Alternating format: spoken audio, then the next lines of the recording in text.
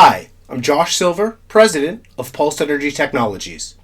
I'm here today to share with you a little bit of the history of high-powered pulsed electromagnetic field, or PEMF therapy. Now you might be sitting there asking yourself, okay, great, what's PEMF therapy? Well, let me tell you. In a nutshell, PEMF therapy is simply defined as the induction of electricity into the cells to stimulate healing. Now I know, that's a real big, long, complicated technical explanation. So you ask yourself, what does it mean? What it means is that we are putting energy directly into the cell without having electricity go through the user to get there. This is not new. This is an old concept that dates back a couple hundred years.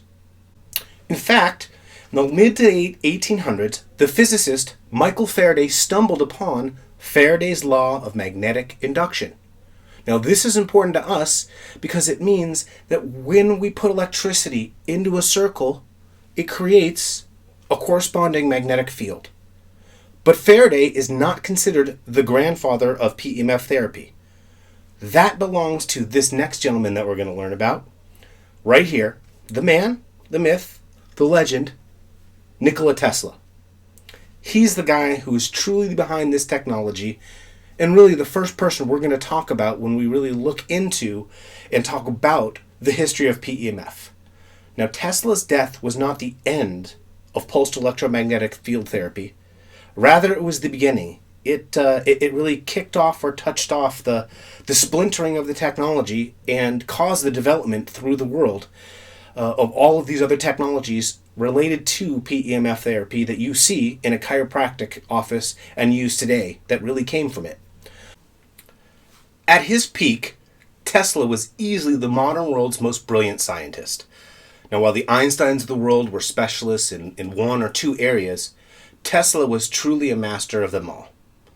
As of today, we can directly attribute the invention of things like television, radio, fluorescent light bulbs, contrary to Al Gore's personal opinion, the internet, AC or alternating current power, solar power, remote control operations, our cell phones, sonar, wireless inductance power, and much more. And we can directly attribute all of these inventions to Tesla. In fact, Tesla believed that if you flooded the body with hundreds of tiny currents and electrical impulses on a semi-regular basis, a person really could go days without food, without water, without sleep, without any sort of negative effects on the body. He felt he was energized and really more fine-tuned by doing this. Well, guess what, ladies and gentlemen? Flash forward 100 plus years later, this is the exact same thing that modern PEMF therapy users report when they try the technology. Tesla routinely treated himself on his homemade therapeutic devices, and this actually led to one of the very few successful business ventures of Tesla's time, the Tesla ElectroTherapeutic company. He made these devices for sale to the public near the end of his life, and actually in the 1930s, you could buy one of these Tesla-type devices from the H.G. Fisher catalogs in Chicago. Like we always say, this is a new spin on an old science. The two main folks that took this technology from Tesla's work into a modern modality were George Lakhovsky and Royal Raymond Rife. When you take a look at George Lakhovsky, he created the multi-wave oscillator, and he was able to prove that the cell resonates to the electromagnetic pulse. Okay, now on the opposite end of this spectrum, Royal Raymond Rife out of San Diego, California, just down south of here, was able to tune into the frequencies of the cells and really was able to figure out that each cell has a specific frequency in which we can attempt to dial into.